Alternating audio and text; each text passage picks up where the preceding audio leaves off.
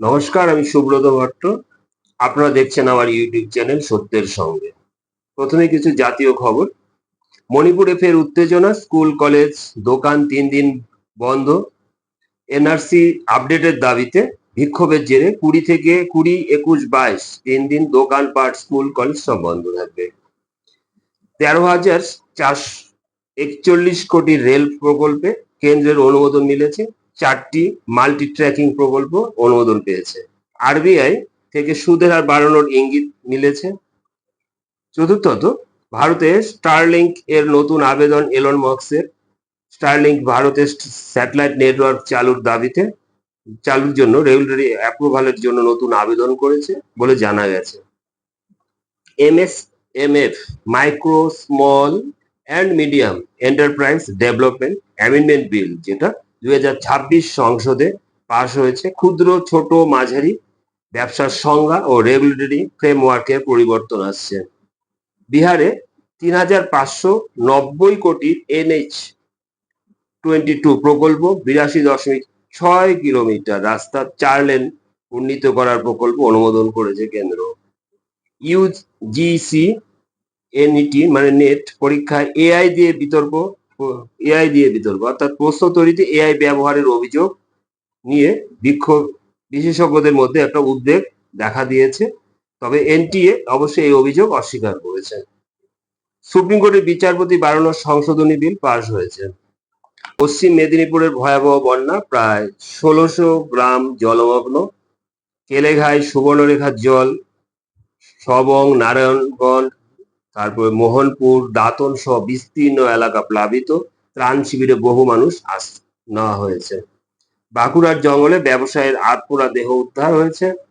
এবং দক্ষিণ 24 পরগনা বিষ্ণুপুরে ব্যবসায়ীকে গাড়ি ভাড়ার নাম করে ডেকে নিয়ে হত্যার অভিযোগ। পুলিশ অবশ্য 2 জনকে আটক করেছে এবং খুনের কারণ খতিয়ে দেখছে। পশ্চিমবঙ্গ বার কাউন্সিলে ফল প্রকাশ হয়েছে। 23টি নির্বাচিত আসনের মধ্যে তৃণমূল সমর্থিত প্রার্থীরা 15টি পেয়েছে, বিজেপি 3টি, বামফ্রন্ট 3টি এবং কংগ্রেস 2টি আসন পেয়েছে।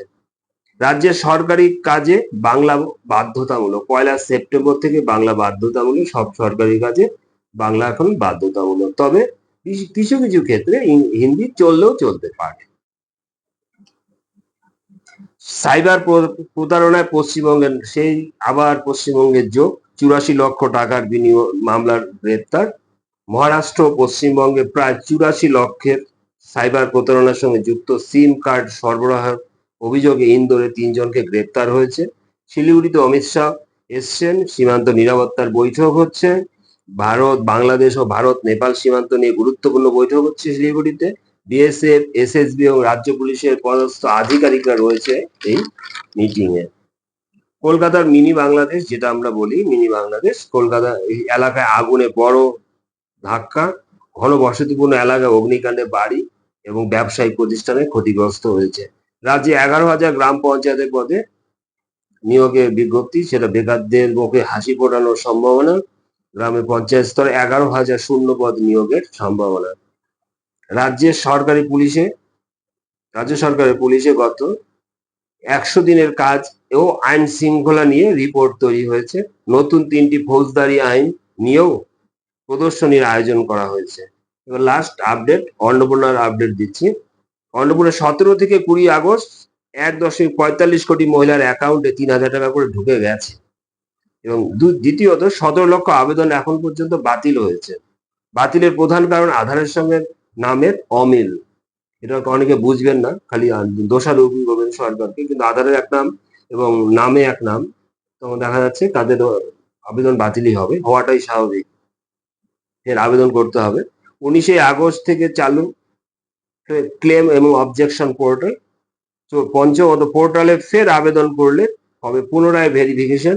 পোর্টালে জানা যাবে আবেদন বাতিলের কারণ, কি কারণে আপনার আবেদনটা বাতিল হয়েছে সেটা জানা যাবে। আপনার কি ভুলটা হয়েছে সেটা আপনি জানতে পারবেন।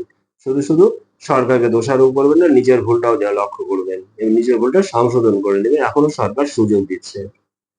নমস্কার, আজ এখানেই শেষ করছি। যদি আপনাদের ভালো লাগে চ্যানেলটি সাবস্ক্রাইব করবেন এবং লাইক করবেন। পাশে পাশে